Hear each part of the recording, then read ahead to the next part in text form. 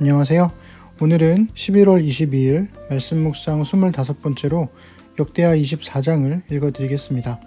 여호야다 제사장을 중심으로 한 반정은 성공했고 아달랴는 죽었습니다. 요아스가 왕이 되었을 때는 그는 7살이었습니다. 너무 어렸던 요아스 왕을 대신해서 여호야다 제사장이 그의 스승이자 그의 아버지이자 그의 친구이자 그의 정치적 동반자가 되어서 남유다를 다스리게 됩니다. 우리 요아스는 어떤 왕이었을까? 우리 그 이야기를 함께 읽어보도록 하겠습니다. 1절부터 7절을 먼저 읽어드릴게요. 요아스가 왕이 되었을 때 그는 7살이었다. 그는 예루살렘에서 40해 동안 다스렸다. 그의 어머니 시비아는 브엘세바 사람이다. 여호야다 제사장이 살아있는 동안에는 요아스가 주님이 보시기에 올바르게 다스렸다. 여호야다는 왕에게 두 아내를 추천하였다. 왕과 그 두 아내 사이에서 아들, 딸들이 태어났다. 얼마 뒤에 요아스는 주님의 성전을 새롭게 단장할 마음이 생겨서 제사장들과 레위 사람들을 불러 다음과 같이 지시하였다. 유다의 여러 성읍으로 두루 다니면서 모든 이스라엘 사람에게서 해마다 돈을 거두어 하나님의 성전을 보수하도록 하시오. 지체하지 말고 곧 실시하시오. 그러나 레위 사람들이 곧바로 움직이지 아니하자 왕이 여호야다 제사장을 불러 추궁하였다. 대제사장은 왜 레위 사람들에게 유다와 예루살렘에서 세금을 거두어 드리라고 요구하지도 않았소? 그 세금은 주님의 종 모세와 이스라엘 회중이 증거의 장막을 위하여 백성에게 부과한 것이 아니오? 그 사악한 여인 아달랴가 자기 아들들을 시켜서 하나님의 성전을 부수고 들어가게 하였고 또 그 안에 있던 성물들까지 꺼내다가 바알에게 바치게 하였기 때문에 성전 보수를 서둘러야만 하였다. 요아스가 왕이 되었을 때 그는 고작 7살이었습니다. 그리고 그의 어머니 시비아는 브엘 사람인데요. 그는 예루살렘에서 40년 동안이나 다스렸습니다. 자주 왕이 바뀌던 북이스라엘과 비교해보면 남유다에서 40년이라는 시간은 정말 긴 시간이었죠. 그런데 성경은 아주 중요한 이야기를 해요. 여호야다 제사장이 살아있는 동안에는 요아스가 주님 보시기에 올바르게 다스렸다. 마치 다음에 일어날 일들에 관한 복선처럼 이 2절의 말씀은 괜스레 불안하게 만듭니다. 얼마 뒤에 라는 표현은 요아스가 커서 여호야다 제사장의 그늘을 벗어날 수 있을 때쯤, 청년의 때 정도의 시간을 이야기하는 것일 겁니다. 그래서 그 시간이 흐른 뒤에 요아스가 첫 번째로 했던 게 뭐였냐면 성전을 새롭게 단장할 마음이 생겼다는 거예요. 그런데 그 보수하는 과정이 좀 특이합니다. 제사장들과 레위 사람들을 불러서 성읍을 두루 다니면서 세금을 거두어라. 매년마다 돈을 거둬서 성전을 보수하도록 해라. 이렇게 명령하더라는 거예요. 여호야다와 제사장들과 레위 사람들은 마치 하나인 것처럼 지금까지 왔었는데 놀랍게도 레위 사람들이 곧바로 움직이지 않아요. 대제사장 여호야다도 아마 여기에 대해서 찬성하지 않은 것 같습니다. 즉 왕의 정책과 제사장들의 생각이 달랐다는 것을 알 수가 있는 거죠. 그래서 요아스가 묻죠. 왜 빨리 실행하지 않느냐? 이렇게 질문을 합니다. 자, 여기서 도대체 무슨 일이 있었던 것일까? 원래 성전 보수나 성전 재건에 관련된 모든 재물들은 왕의 재산으로 사용했습니다. 그가 전쟁을 해서 전리품을 얻거나 선물을 받거나 했던 것들을 가지고 성전을 짓고 성전을 보수했었죠. 다윗도 그랬고 솔로몬도 그랬고 그 이후의 왕들도 마찬가지였습니다. 매년마다 종교세처럼 걷는 그 돈들은 제사장들과 레위 사람들을 위한 그들의 생계를 위해서 쓰였던 돈인데 지금 요아스는 성전 보수에 들어가는 비용을 왕의 재산에서 사용하는 게 아니라 제사장들과 레위 사람들의 생계비에서 사용하려고 하더라는 거죠. 그래서 여기에서 요아스 왕과 대제사장 여호야다 그리고 레위 사람들 사이에서 일종의 권력 다툼 같은 힘겨루기 같은 느낌이 이 내용 안에 들어 있습니다. 이어서 8절부터 15절까지 읽어드릴게요. 왕은 명령을 내려서 궤 하나를 만들어 주님의 성전 문 밖에 놓게 하고 유다와 예루살렘에 선포하여 하나님의 종 모세가 광야에서 이스라엘이 바치도록 정한 세금을 주님께 드리도록 하였다. 지도자들과 백성이 모두 기꺼이 돈을 가지고 와서 궤가 가득 찰 때까지 거기에 돈을 던져 넣었다. 궤가 차면 레위 사람들이 그 궤를 왕궁 관리들에게로 가지고 갔는데 거기에 많은 액수의 돈이 찬 것을 그들에게 보여주면 왕실 서기관과 대제사장의 관리가 와서 그 궤의 돈을 계산하였다. 그리고 나면 레위 사람들은 다시 그 궤를 성전 밖 제자리에 가져다 놓곤 하였다. 왕과 여호야다가 그 돈을 주님의 성전 공사 감독관들에게 넘겨주면 그들은 주님의 성전을 새롭게 단장할 석수와 목수를 고용하고 주님의 성전을 보수할 기능공들, 곧 쇠나 노쇠를 다룰 기술자들도 고용하였다. 이를 맡은 사람들이 부지런히 일을 하는 데다가 그들이 하는 일마저도 잘 진전이 되어서 주님의 성전은 본래의 설계대로 견고하게 세워졌다.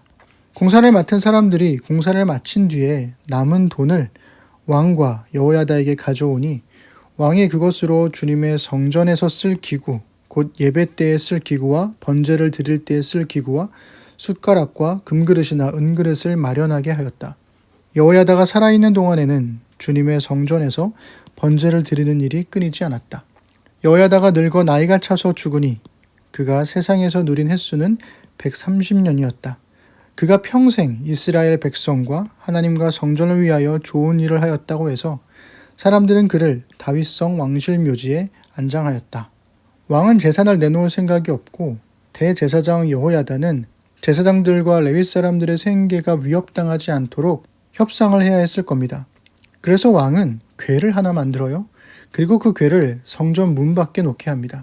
백성들이 성전으로 올 때마다 성전 보수를 위한 헌금을 드릴 수 있도록 그렇게 했던 거죠. 당연히 백성들은 성전의 회복을 위해서 기꺼이 헌금을 드렸습니다.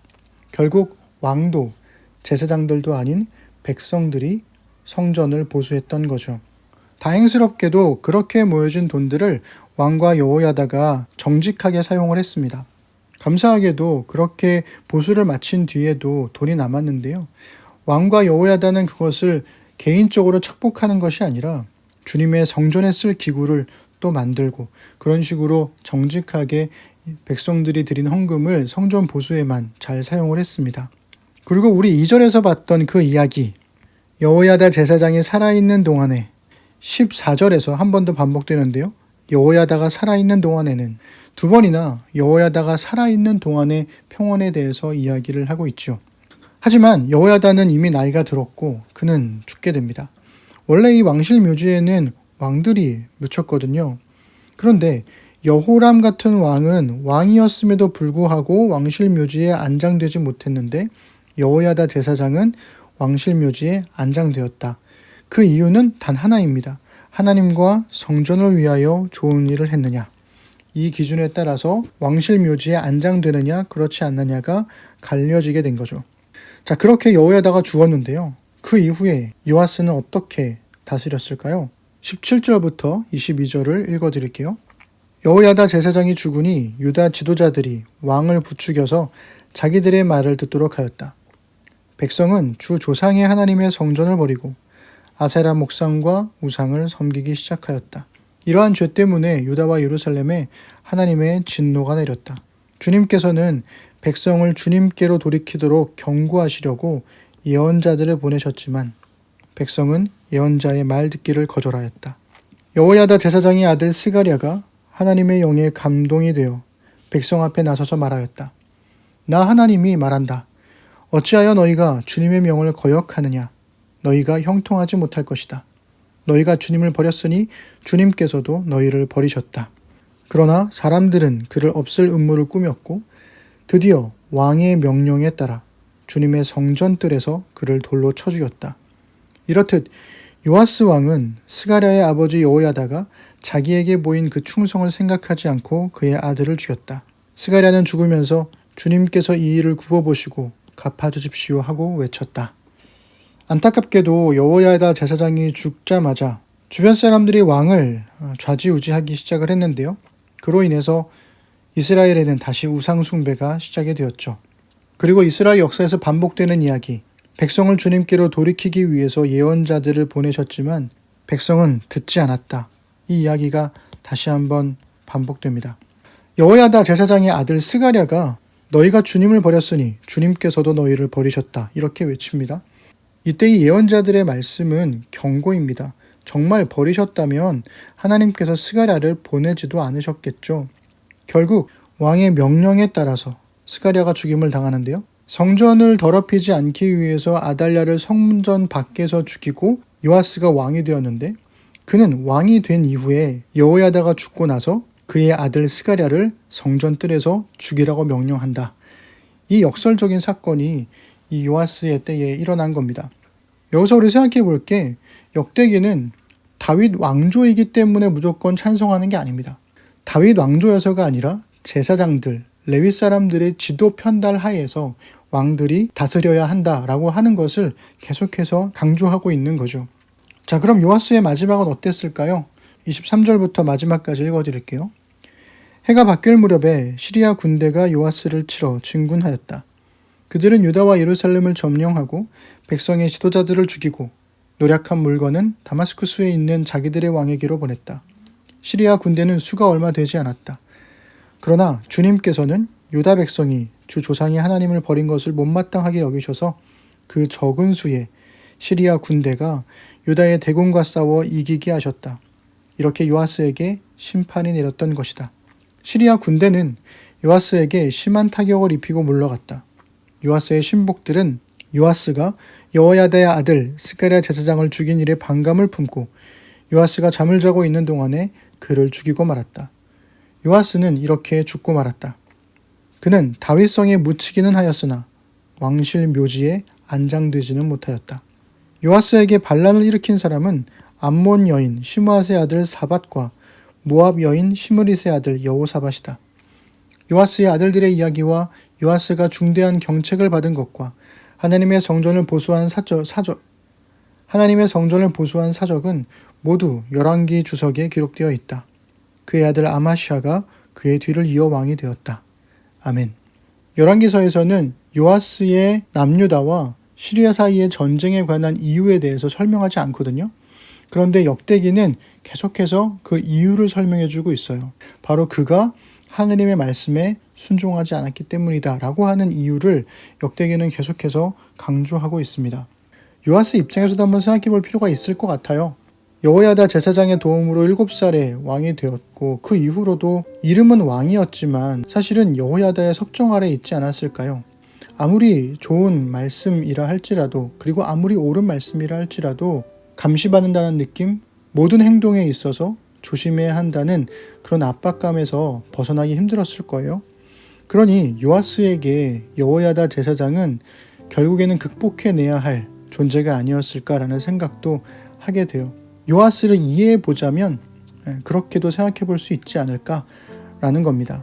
그러나 성경은 여호사밧과 요아스가 어떤 관계였는지를 구체적으로 말하고 있진 않지만 적어도 여호사밧이 요아스를 죽을 때까지 왕으로 섬겼고 그에게 하나님의 말씀을 잘 전달해 주었던 선한 대제사장으로 설명하고 있는 것 같아요. 그렇다면 요아스가 그 이후에 하나님을 배반하고 백성들을 우상숭배로 몰아세우며 여호야다의 아들 스가랴를 죽인 사건은 정말 충격적이지 않을 수가 없습니다. 이렇게 요아스의 시대가 끝나고 그의 아들 아마시아가 왕이 되었습니다. 궁에서 아버지의 죽음을 경험한 이 아마시아는 어떻게 남유다를 다스렸을까요? 피해 보복을 했을지 아니면 아버지와는 다른 길을 선택했을지 내일 25장에서 우리 아마시아의 이야기를 함께 읽어보도록 하지요. 내일 만나겠습니다.